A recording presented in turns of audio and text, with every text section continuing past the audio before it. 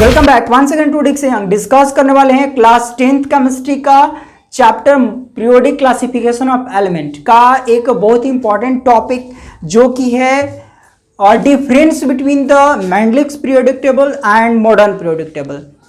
देखो 1869 में जो मेंडलिप्स का पीरियोडिक टेबल आया और जो 1913 में मॉडर्न पीरियोडिक टेबल आया, ये दोनों अपने आप में खास थे और प्रचलन में उतने ही बहुत ज़्यादा तौर पर आए।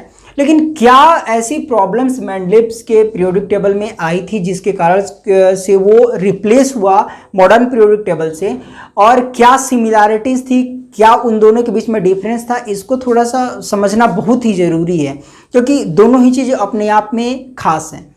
तो आइए देख लेते हैं एक बार इन दोनों के बीच में के डिफरेंस को। तो सबसे पहले इस साइड में रखते हैं मॉडर्न पीरियोडिक टेबल को, मॉडर्न पीरियोडिक टेबल को, और दूसरा जो साइड है इसमें हम लोग लिख रखेंगे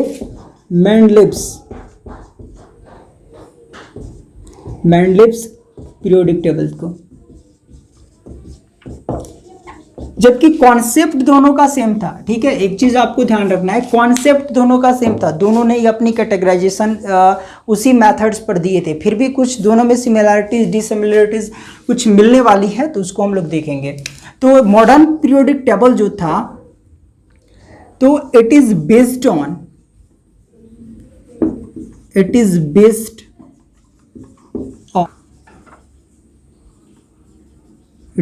on the fundamental properties and atomic number। तो ये फंडामेंटल प्रॉपर्टीज और एटॉमिक नंबर पर बेस्ड था, लेकिन ये जो था वो ये बेस्ड था, it is based on atomic mass,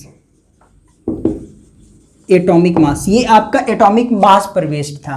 अच्छा, अगला देखिए दूसरा नंबर का जो मॉडर्न पीरियोडिक टेबल में हमें खास बात मिलती है कि इसका जो इलेक्ट्रॉनिक कॉन्फ़िगरेशन होता है वो सिमिलर होता है जब आप ग्रुप्स में नीचे की तरफ में जाते हैं। तो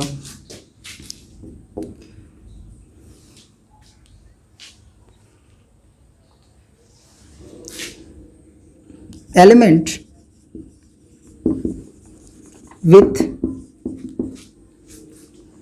with similar electronic configuration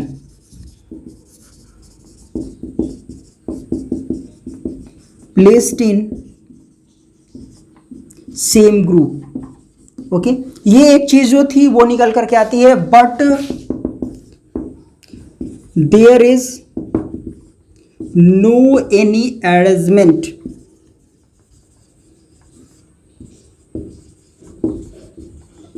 based on electronic configuration.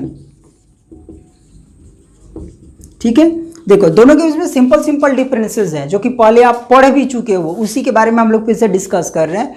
यहां पर जो है वो आप लोगों को दिखाई नहीं दे रहा है, थोड़ा सा अब मैं मूव करता हूं थोड़ा सा स्क्रीन को।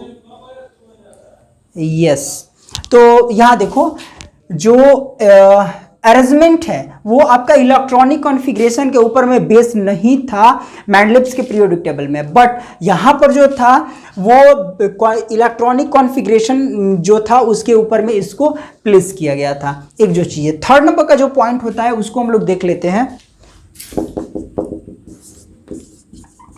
Shows gradual changes in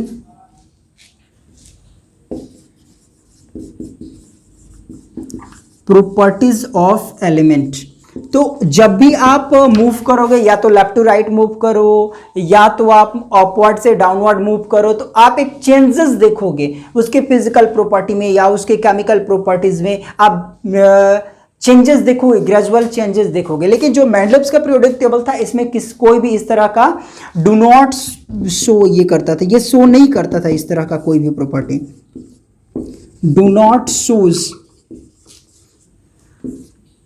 such properties. ठीक है, अब इसमें प्रॉपर्टी नहीं शो करता था, आप कहीं भी जाओ, किधर से भी जाओ, मूव करो, तो कहीं पर ये प्रॉपर्टीज थोड़ी सी सिमिलर मिलती थी और कहीं पर भी नहीं मिलती थी। तो ये एक इसमें प्रॉब्लम वाली सिचुएशन थी, जिसके कारण से ये इसके बीच में डिफरेंस को लाता है।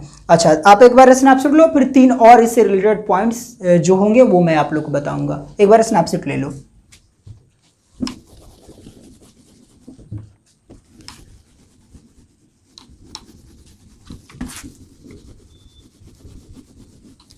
अब एक चीज और इसमें देखनी है कि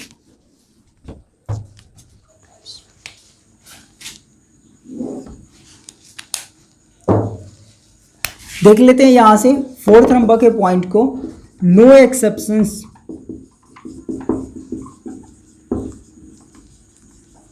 रिलेटेड टू एटॉमिक मास और आइसोटॉप्स। ओके, और यहां पर 4th नंबर में there is so many exceptions related to atomic mass and that is the isotopes। तो मैंडलेव्स पीरियोडिक टेबल जो मैं बता रहा था उसके लिमिटेशंस में मैंने इसके बारे में डिस्कस किया था आपको कि देखो जैसे हैवियर मेटल्स को कभी बाद में रखा गया, कभी हैवियर मेटल्स को पहले रख दिया गया, ऐसा एक्सेप्शंस बहुत बार देखा गया। अच्छा, इसके अलावा आइसोटॉप्स जैसे क्लोरीन का एग्जांपल, एक जैसे 35 क्लोरीन का एटॉमिक नंबर है, कभी उसका एटॉमिक मास 35 है, 37 भी है। तो यहाँ पर क्लोरीन का जो आइसोटॉप्स है उसमें उसको प्लेस जो है कहीं करने का जगह नहीं था। तो इस तरीके से जो आइसोटॉप से रिलेटेड जो प्रॉब्लम्स था, जो एटॉमिक मास से रिलेटेड एक्सेप्शंस थे, इसमें बहुत ज़्यादा थे। वहीं आपका देखा जाए तो ये जो मॉडर्न पीरियोडिक टेबल है इसमें आइसोटॉप से रिलेटेड और आपका जो एटॉमिक मास से रिलेटेड किसी तरह की प्रॉब्लम दिखलाई नहीं देती है, क्योंकि ये एटॉमिक नंबर पर बेस्ड है, सिंपल सी बात है, इलेक्ट्रॉनिक कॉन्फ़िगरेशन पर बेस्ड है। अच्छा, 5th नंबर का जो पॉइंट होता है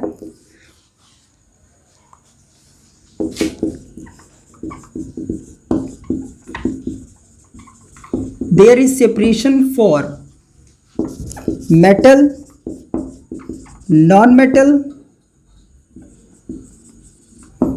एंड मेटलॉइड्स। ठीक है, और इसमें देखो there is no any such separation. ठीक है, इस तरह की किसी तरह की कोई चीज सेपरेशन वाली बात इसमें नहीं थी, इसमें किसी तरह का आपको सेपरेशन इस तरह का नहीं मिलेगा। अच्छा, 6 नंबर का पॉइंट देख लेते हैं, देयर इज ग्रुप, और ये ग्रुप का जो डिवीजन था वो 1 से 18 तक था, and there is period that is divided from 1 to 7। तो यहाँ पर ग्रुप्स जो की संख्या जो थी वो 1 से 18 तक थी, और यहाँ पर जो पीरियड्स की संख्या थी वो 1 to 7 थी। लेकिन जो मेंडलेव्स का पीरियोडिक टेबल था इसमें एक चीज देखने को मिलती है, जो डिफरेंस देखने को मिलता है वो ये कि it is divided into sections A and B. तो यहां पर जो ग्रुप्स थे वो सेक्शंस में डिवाइड थे, जो एक ग्रुप है उस ग्रुप्स को फिर सेक्शंस में डिवाइड किया गया, ए और बी। इट्स ग्रुप लिखा जाए यहां तो फिर बेहतर है, it's group divided into sections A and B. Okay, finally एक जो चीज दोनों से निकल करके आती है, लास्ट में मैं एक कोट करूंगा इससे रिलेटेड कि form but easy to understand and learn. Okay, this is the long form but easy to understand and learn। और ये जो आपका है ये complicated to understand and learn। ये जो है वो इसमें डाला जा सकता है, इसमें लिखा जा सकता है। देखो इसमें ऑक्साइड से रिएक्ट कर रहा है, एक एल्युमिनियम, ये सारी चीज़ें जो थी इतनी कंफ्यूजन वाली टर्म्स थी कि वो कॉम्प्लिकेटेड बनाता था उसको लर्न करना। लेकिन यहाँ पर जो है ये लॉन्ग फॉर्म्स होने के बावजूद जो मॉडर्न पीरियोडिक टेबल है वो 118 एलिमेंट्स को भी हम इजीली लर्न कर सकते हैं, उसको समझ सकते हैं, उससे रिलेटेड चीज़ों को। इसीलिए ये हमारे लिए फ़ायदेमंद है इसको लर्न करना और इसको अंडरस्टैंड करना। तो ये जो था वो टोटल डिफरेंस था मॉडर्न पीरियोडिक टेबल और मेंडलिव्स के पीरियोडिक टेबल के बीच में। नेक्स्ट वीडियो में मिलेंगे फिर एक नए टॉपिक के साथ में, कुछ और बेहतर चीज़ों को समझते हुए। आज के लिए इतना ही, फिर मिलते हैं नेक्स्ट वीडियो में।